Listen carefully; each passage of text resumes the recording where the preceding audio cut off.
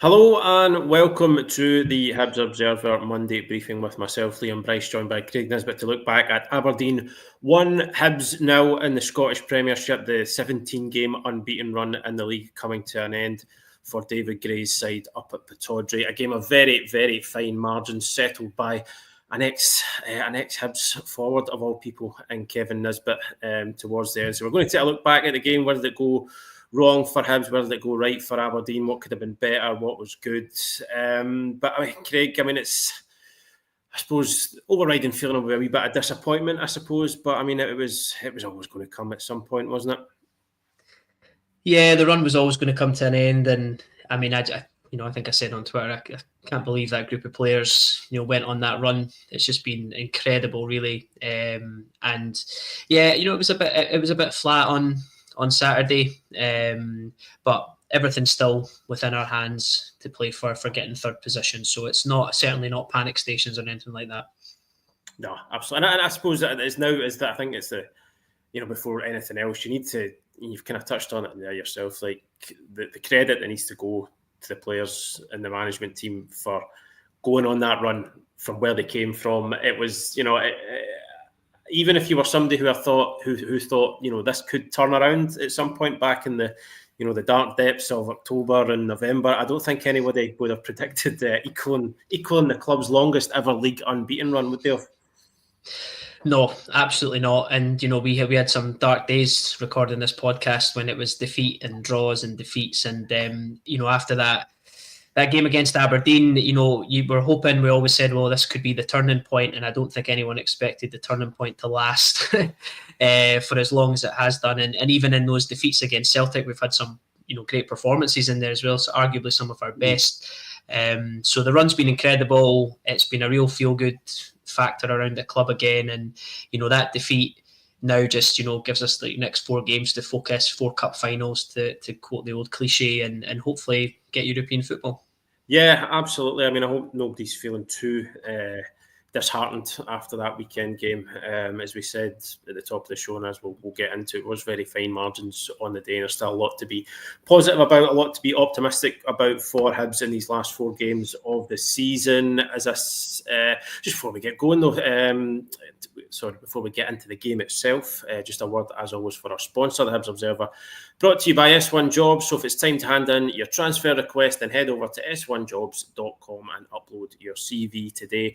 With thousands of jobs across Edinburgh and the surrounding area, you'll find the one at S1 Jobs. So start your search today. So we'll start with the starting lineup.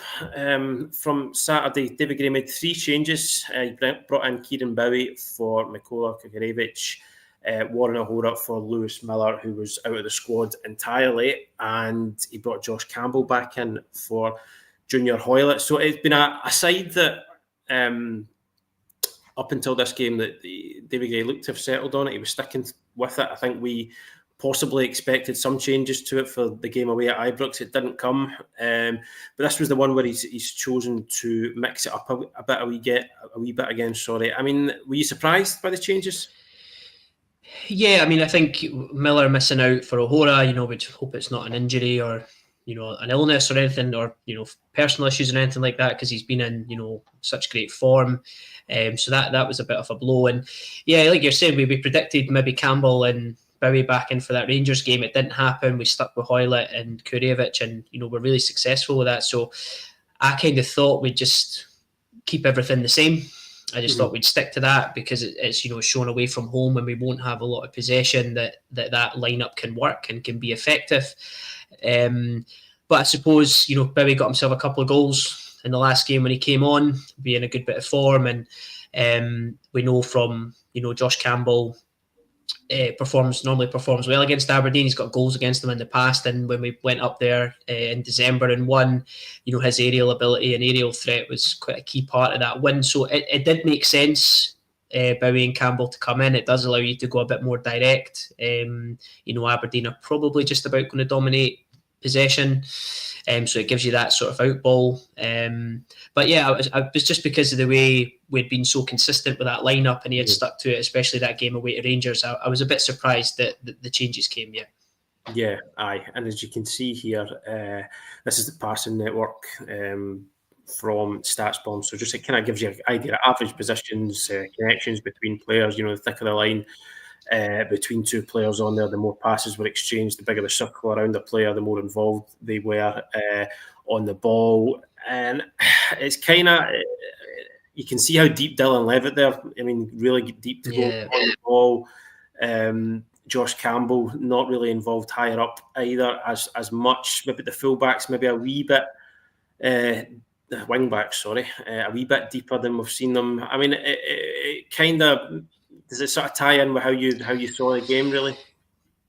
Yeah, I think, Campbell was involved quite a lot. We did try and go down the left, as you can sort of see there with Iredale and Obita, so it makes sense that Campbell was more involved in those positions, but you can sort of see the spine of the team. Levitt's so deep in that, and same with Triantis. I felt like those two never really got involved as much as we would have liked, and definitely Bowie and Boyle thought they were really isolated throughout the game, which we'll look into, even sort of out of possession as well. I don't really think the front three, like the way we press, worked with Campbell in there, and as the game went on and the changes we made, I just don't think it all quite tied in. But yeah, I would probably say that probably sums it up a lot, really. We just weren't able to sort of make those connections further up and deeper into the opposition half.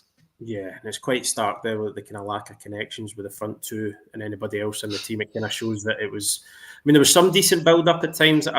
We'll get into that as we go on, but I felt like it was maybe linking from the midfield into the attack, kind of sustaining, getting a sustained presence in the final third. That was maybe a bit of an issue at times. But I mean, saying that, we look at we'll go back the way this time to the expected goals race chart. It shows you how tight this game was and how it really could have gone either way. 0.98 expected goals for Aberdeen, 0.92 for Hibs. You see at the top left there as well, based on chances created, StatsBomb sort of gives a sort of winning probability percentage, and you can see how tight it is there. 36% for Aberdeen, 33% Hibs, draw 31%. So it was a game that was on a knife edge, which was, again, a bit of a cliche, but these games can, be decided by mistakes or moments of quality. And in the end, it was the latter from Kevin Nisbet.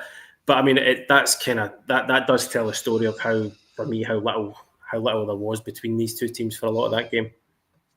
Yeah, it's no surprise. It was, I'd say, the first half almost, I thought we shaded the chances, in terms of Campbell hitting the post, and, we had Iredale's effort that Rocky deflected just over, and Boyle flashed a chance across the goalkeeper quite early on in the game. So I definitely felt in the first half we were creating well. It was maybe toward in the second half where I think that it was the substitutions really for both teams, I think, really dictated how the game went. And you're right, as the game went on, I think we're good for a point here.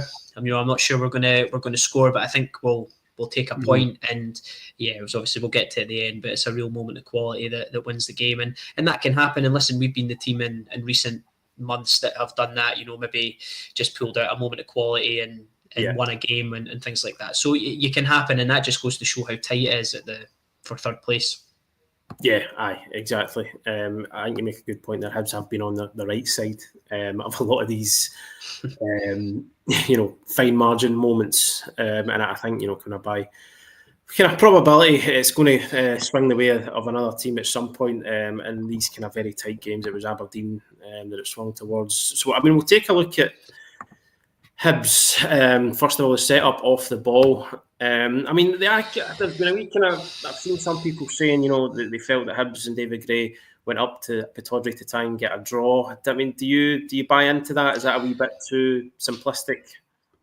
I don't know. I wouldn't buy into that. I think you can see, for people that watch regularly, especially when we've started to play Hoylett in that position, we've often looked sort of like a 5-2-3. Our back five, Levitt and Triantis is the two, and we've sort of sat with a front three, and we'd have Hoylett on the left, Kurevich through the middle, and Boyle on the right. It's kind of how it's been looking for the last sort of 3 or 4 weeks. But obviously it changed around for this game and in this moment, and I actually felt that the front three did this quite a lot. They were kind of happy to rotate positions, and that happens when we play Hoylett and Kurevich as well. But Hoylett does tend to stay on the left-hand side And I think with Campbell coming in, there was maybe more of a, well, Campbell can go a bit more central, Bowie can come off that side, and Boyle can move around a bit. And I'm not sure if that maybe contributed, because they haven't played together in a wee while, if that maybe contributed to maybe things not clicking in the top end of the pitch. But no, that's certainly the setup we've done. And if you just go into that next clip, I think what Aberdeen really tried to do, you can see that's Clarkson getting on the ball. He was dropping into that deeper role to try and get in possession. And I don't think we ever really got to grips with him. We sort of let him dictate things, which I know in the commentary, Joe Newell actually said, "Oh, I'm actually okay with that." But I feel like Clarkson was getting on the ball quite a lot, and especially in the second half, he started to make things tick for them. And when little spaces pop up, he's the last person you want on the ball, because he is able to find those passes. And in this example, what Aberdeen were doing is obviously the wide areas is their big thing. That's where they want to go with Morris and Keskinen and Ockles and things like that. So their fullbacks often do this. They invert in the middle, which you can see here. And I think that was given, and maybe a reason for Levitt's positioning throughout the game, and maybe Triantis as well, as they were sort of tasked with dealing with the fullbacks when they come inside the pitch. And that's quite a brutal job. You know, you're having to run out and close down quite a lot, and it takes you away from your midfield partner. So if you do win the ball back, there's normally a gap in the middle of the pitch. And if you go into that next clip, you can see that what Aberdeen are trying to do is just leave Morris out there, isolating Obita in a 1v1 opportunity. And it was the same on the other side with Keskinen and Chris Cadden as well. And I think that can take a lot out of your midfield too. And that's sort of where I felt Aberdeen really did well against us, and sort of maybe stopped us getting into a bit of a rhythm as well, because it was quite a shift for Triantis and Levitt in the middle of the park. Yeah, it was a real shift. I think it's maybe part of the reason why Levitt came off. It's a wee bit kind of earlier than I'd anticipated. Obviously, we'll get to those changes a bit further down the line. But I mean, if it is, you're right, it is such a brutal shift, and then it can impact your ability when you're on the ball as well. If if you're looking for a breather, by the time you get back into possession.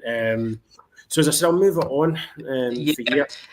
And this just shows you, so I mean, you can see the back five kind of highlighted again, and you can see actually Boyle's sort of drop back in this time round, which I think we needed that. And if you remember the away game when we were up there, one of the things we spoke about was out of possession, Boyle was dropping in and almost becoming like a right midfielder, and it was the same on the other side. And I think you need that against Aberdeen. I think maybe that's where I think Hoylett would have helped, because I think it's quite natural for him to drop into that left midfield position, where it's not as natural for Campbell, it's not natural for Bowie if he's on that other side.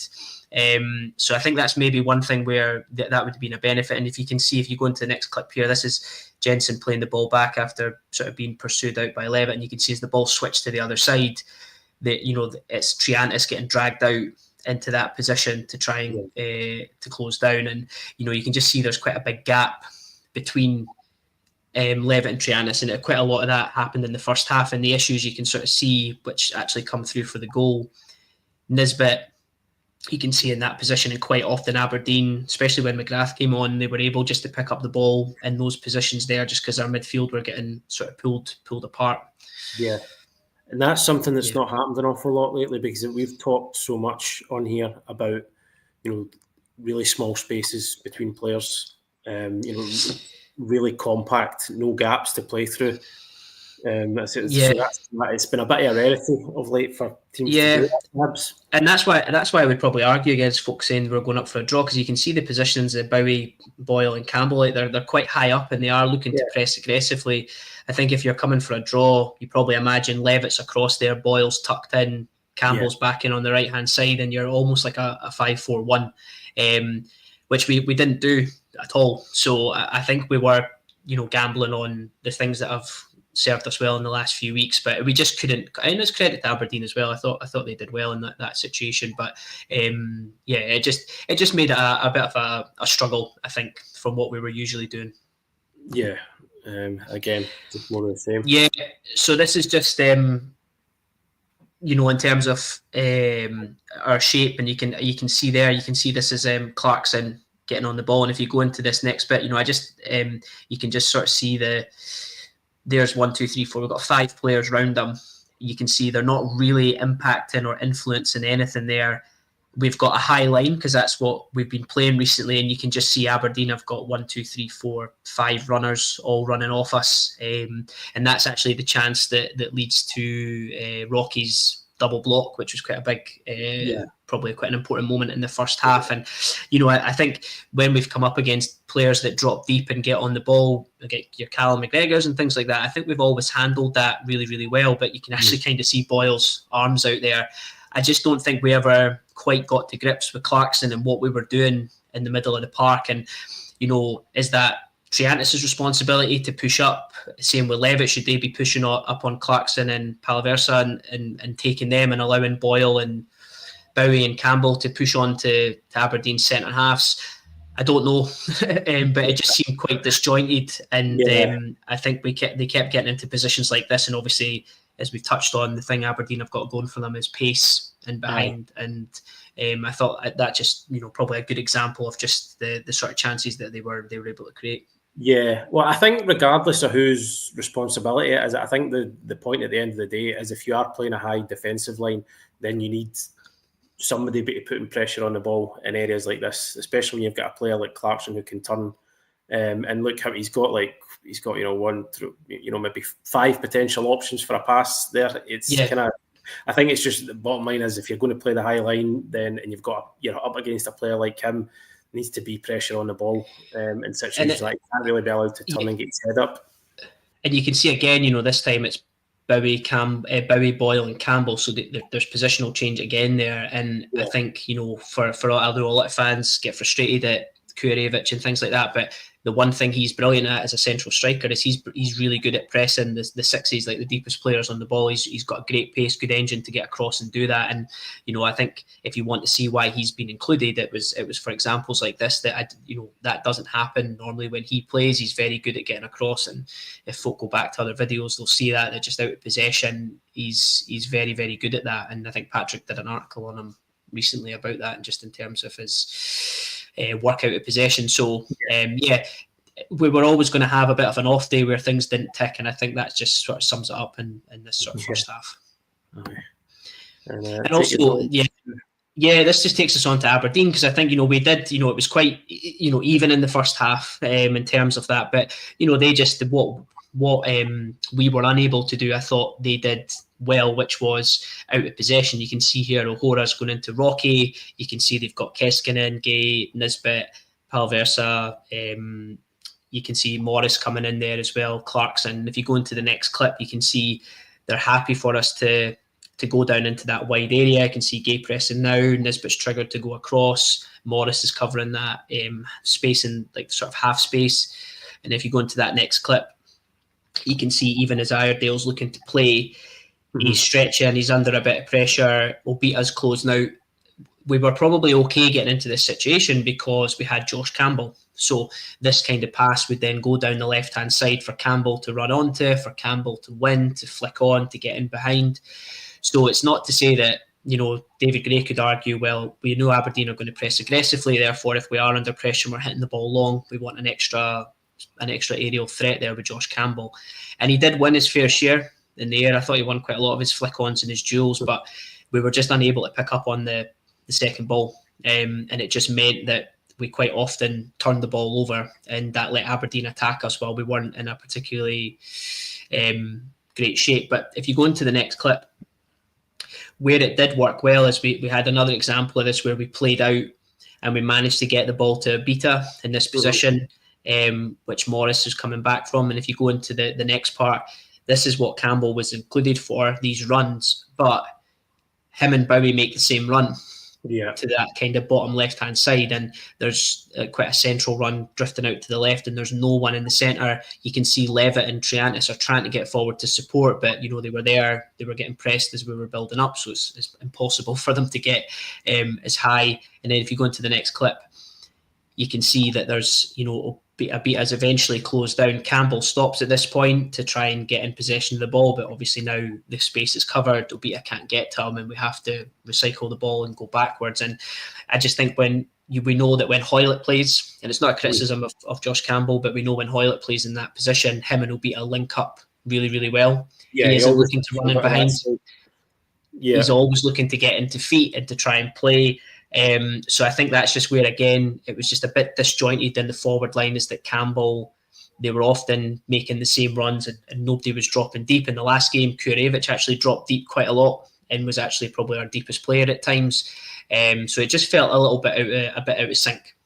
Yeah, I would agree with that. There was some nice wee moments. I think that ball into Abita was on quite a lot.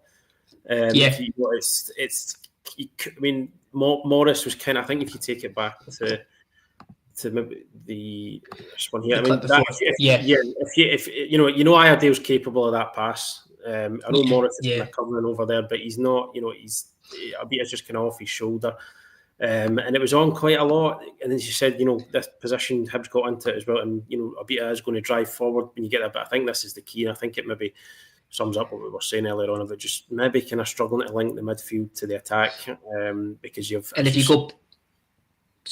go back to that initial picture that we showed with Boyle and Bowie and not having that, the blue circles around them, it's just when we get into these positions here, we were just unable to make it work. And I think that's where that's where Hoylett makes such a difference. And you're right, it was on quite a lot more. I mean, the reason Morris doesn't play all the time is because of the defensive side of things. He's obviously offensively he's very good, but defensively not, and we can punish that. But we just weren't able to do it because we get into positions like this, and we weren't quite able to to sort of make that killer pass and things that we've been able to do recently.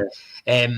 But if you go into the next clip, actually, the next couple of clips to move us on, this is an example. I think you're saying this is where you can see Aberdeen's press is a little bit all over the place. Nisbet's come inside, Gay's there. Morris, you can see as Iredale plays the pass, is kind of looking over his shoulder to be like, oh, there's I'm wild out of position now. And if you go into the next clip, it'll be as then this like that clip here. That's exactly what Campbell's in for. Jensen's having to push up, leaves a space in behind the fullback. Campbell exploits that. That's Bowie at the back post. That's Boyle sprinting off to go in there, and that's the chance where Campbell crosses. It kind of bounces down. Bowie gets a shot away that gets deflected, and we get a corner out of it. But unfortunately, these chances were just few and far between. We just weren't able to exploit it as much and get Campbell running in behind and into the channels, which I think was a big part of us not taking those chances in the first half. Yeah, and there were some chances in that first half. Boyle had one, Campbell had the header off the post. So it was, it wasn't like a kind of top attacking performance that we've seen in previous games. There was still some opportunities. Yeah, and for Campbell, on another day, if he scores that header that he hits the post with in the first half, he has a header in the second half, which we'll look at as well, and he had a chance when the ball fell to him at the edge. I mean, you could be looking at a hat-trick, with some of the chances he got. And, in terms of his defensive performance, he was great defending set pieces, and he did have his moments going forward. So it wasn't like he came in and had a really, really poor game, but he just wasn't able to take those chances. And as we've said over the last, David Gray, I was thinking actually when he hit the post with that header, I thought if he scores that, you're looking at David Gray going, you take Kurevich and Hoylett out your team, a couple of your best players, you put in Campbell and he scores after 8 or 9 minutes. I mean, you just couldn't write that. So, as we said, the luck was going to run out, and I think it just ran out on that game today because Campbell almost got that goal, which would have been a really pivotal one. Yeah, because I think, he can be a bit of a lightning rod for criticism sometimes, Josh Campbell. And I think for the fact that Hoylett had been playing so well recently, people were kind of asking, well, why change that? Why bring Campbell back in? And I think you've at least tried there to kind of, even if people might not agree with it, we've explained the kind of logic almost as to why he was included in the team over Hoylett for this particular fixture. And as you said, on another day he could have had a few goals. I mean, if that first half header in particular, it's just slightly to the other side of Dimitar Mitov's post, then it's we're talking about another David Gray masterstroke, aren't we? Yeah, absolutely. Yeah. So if I just take his no, that's right. Yeah, the second half now, because this is where things did start to change a wee bit, wasn't it?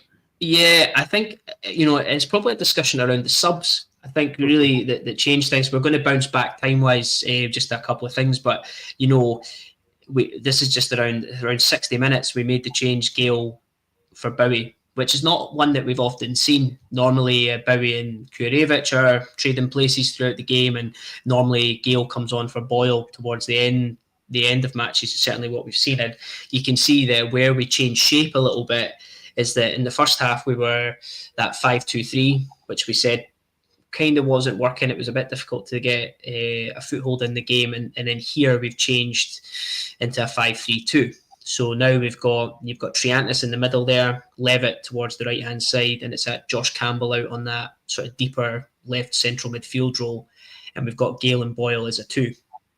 And Aberdeen, it's probably important to mention as well, they took off Gay and Morris and put McGrath and Ockles on as well, which which we'll see in a wee bit, had quite a big impact. But I just think when we changed to this shape, I just felt like we kind of lost a bit in the game. We couldn't really get out as well. I felt that we were just weren't able to link the play forward, and we hadn't been able to do it really well that throughout the game. But I just felt when this change came, we lacked that sort of presence that Bowie had, and then the running power of Campbell going in behind because he was deeper.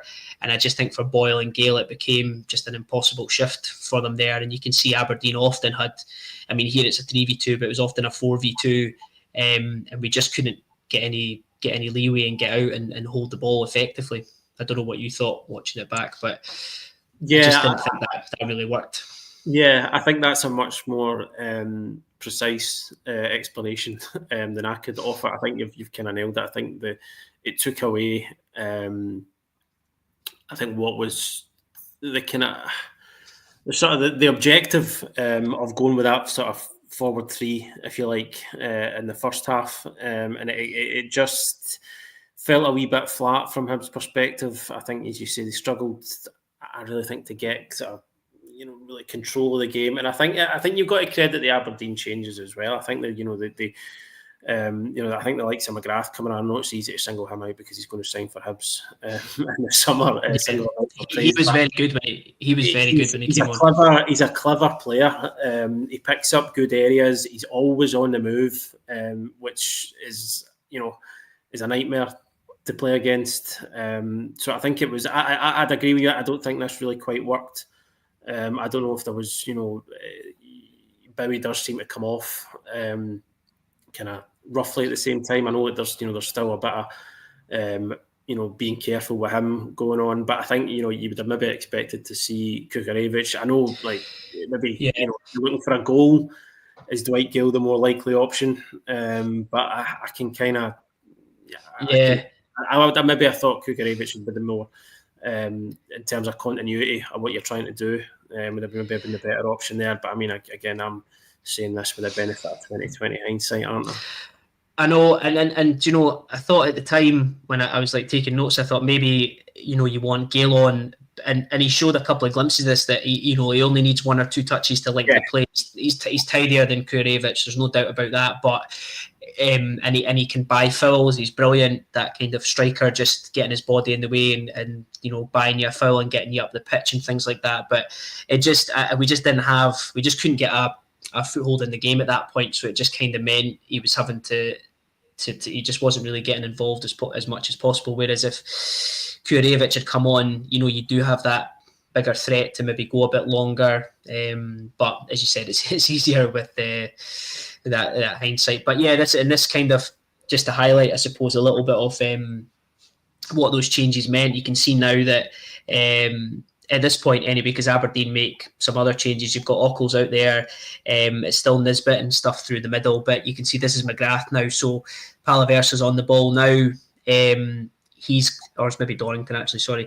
They're driving forward in the ball. Boyle's kind of looking over his shoulder, I think, to kind of go, should there be a midfielder or maybe a fullback here? If you go into the next clip, they're just able to pop it inside. And again, just similar to what we've seen with Clarkson, now you've got O'Hora, who didn't press up at that point, which is fine because he's obviously trying to keep that shape at the back. But again, Levitt, Triantis and Boyle, and then you've got McGrath in that space. And I think he tries to clip the ball over the top at this point, and it just runs out. But we started to see a little bit more of that, and it features quite heavily in Aberdeen's goal as well, where they just started to pick up those spaces in between. And I think we went to a 3 to try and be tighter and a bit more compact in the middle.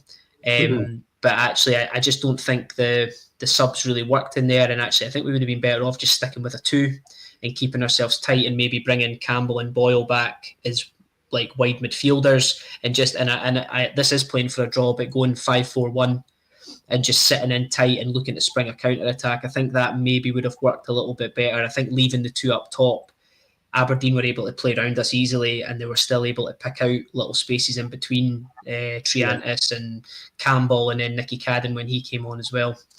And then if you go into the next clip, I think just to touch again on us in possession, this is jumping back really, but this is what I think we were wanting to do, which you can see we win possession here. Iredale knocks it in, Triantis straight away out to Chris Cadden. You can see Chris Cadden on the move already.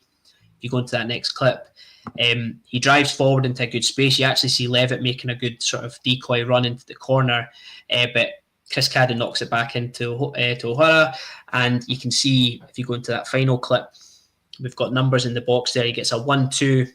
If it's Lewis Miller, you might also get a wee overlap or a wee underlap and run. And I think, we touched on how I was bemoaning that when he did it against Dundee before he got an assist, that you miss something like that. When a game's tight and bodies are tight, I think, and especially down that side with Shinnie and Keskinen, who isn't, so comfortable going back at times. I think Miller's ability to do that would have been given us that extra layer to get in behind, but O'Hara isn't quite, that's not quite his game. But you can see this is the point where Chris Cadden puts in a really great early ball, really good delivery. That's Campbell on the far side, and again he gets a really good header just across Meatoff, just wide of the post.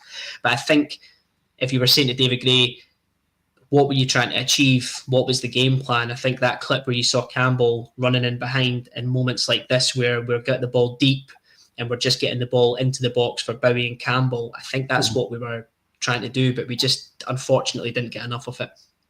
Yeah. So, you think sound game plan, but just the execution just not quite there at times? Or I think so. I think so. And yeah, as I said, it's easy to argue that we could have just started the way we had been playing previously. But, I just think that as the game wore on, I think the changes, I just don't think the changes were quite right. And, I just wanted to highlight that this is where now we make another change and we end up going to this sort of like Triantis as a 6, Nicky Cadden there on the left-hand side is a sort of number 8 and number 10, and then Josh Campbell on the right. And that's another thing, that's where I do feel for Campbell in a way, because he started off playing almost like a high left, like a left winger, then he became a left central midfielder, and then he finished the game in right central midfield. And I think that is tough for him for consistency, to do that. But you can see here Aberdeen at this point, you've got McGrath and Nisbet, and Ockles on that pressing, and you can see Obita's the free man on that far side.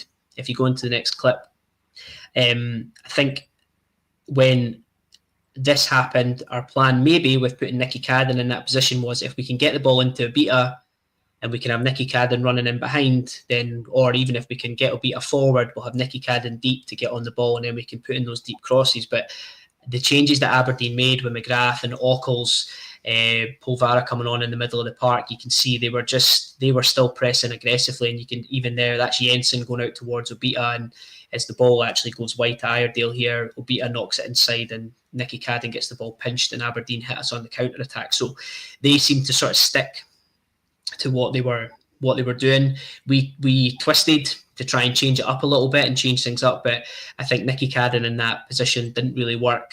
And the same for Campbell as well. And I think at that point the game just started to run away from us a little bit. Yeah, I think so. And it obviously built up to this moment. It's an incredible goal from Nisbet. The finish is incredible, but do you think in the kind of leading it up to it, was it preventable? Well, it actually just sort of highlights a lot of the stuff that we've spoke about throughout the game. In terms of what's on the screen, you can see there's Gale and Boyle. Gale is getting across, in fairness to him, but we're still outnumbered, sort of 3v2 in there. You can see now you've got Ockles in that sort of high position there that Chris Cadden's covering, but you can now see our midfield 3. That's Campbell, Triantis, and Nicky Cadden there, and that's Nisbet into that deep position. Now McGrath's now taking a kind of space on the right hand side. I think Dama came on as well, and I think that changed things as well because that allowed Nisbet to just take up that number 10 position as Dama came on. If you go into the next clip, Nisbet gets it into that area. It's Shinnie on the overlap, and you can see we've got good numbers back there. Like we get Shinnie down to the corner.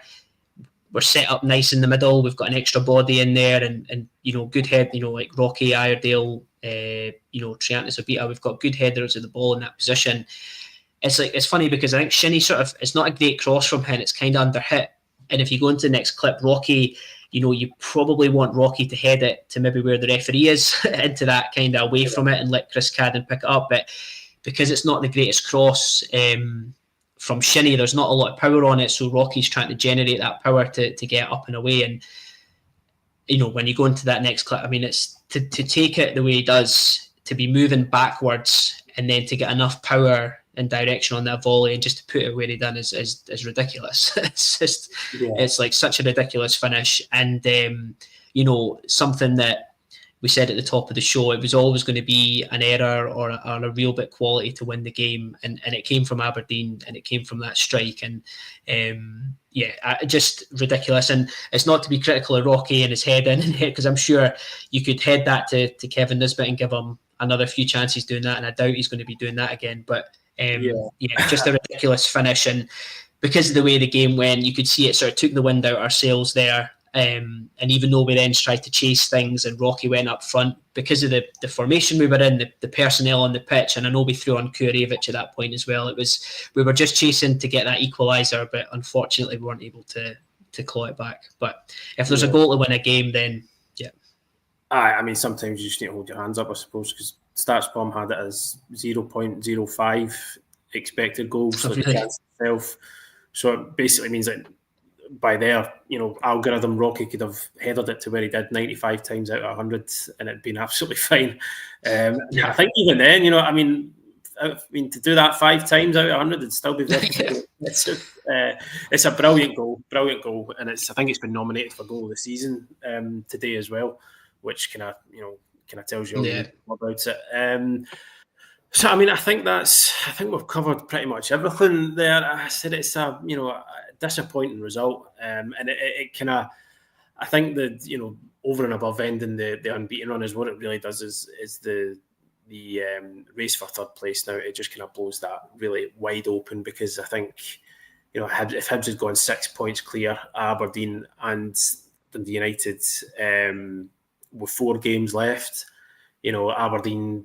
I know Hibs still have to play them as well, but Aberdeen don't still having to play Celtic, and it would have been a lot for. And I think Kevin Nisbet, he was interviewed after the game, he said it himself, and basically said it would have been a lot for them to claw back. But this really puts it back in a knife edge now, doesn't it? Yeah, it does. It does, and obviously we've got, and I think actually the 2 games this weekend are so important. We've got Dundee United, and if you win that, and you can get those 3 points, you probably knock them out the race. And then Aberdeen away to St Mirren, and that's the game. I mean, for me, the St Mirren game worries me as a Hibs fan when we play them, because we just seem to be struggling there. Rangers and Celtic, we've got a confidence against Rangers. Last game of the season, they seem to be throwing the towel in or just struggling with their form. So I'd be quite confident if we've got something to play for at Easter Road that we could do that. Celtic, you just don't know what you're going to get, depending on with the Scottish Cup and where that plays and if they rotate anybody or anything like that as well. But I think we need the 3 points on Saturday. Hope that St Mirren can do us a favour, and then hope that we can turn in a performance against them as well. Because Aberdeen then, I think, they play Celtic or they play Rangers then? Yeah, they play Rangers, then Celtic, and then they've got Dundee United on the last day, and you don't really want to be going into that last day looking for results to go your way or to get a result. Yeah, I think everybody's blood pressure could do without that scenario. So for now, we're going to leave it there. Thanks for joining us, folks. I hope that was a valuable insight into the game, as disappointing as the result was. We'll be back next week to review the game against Dundee United, hopefully with Hibs back to winning ways. So yeah, thank you for joining us. Thanks to Craig, as always, for your insight, mate. Fantastic. As always, we'll be back later in the week to build into the game at the weekend, and obviously, as I said, back to review it next week again. So thank you for joining us, folks. Hope you have a good week, and we'll speak to you again very soon. Cheers.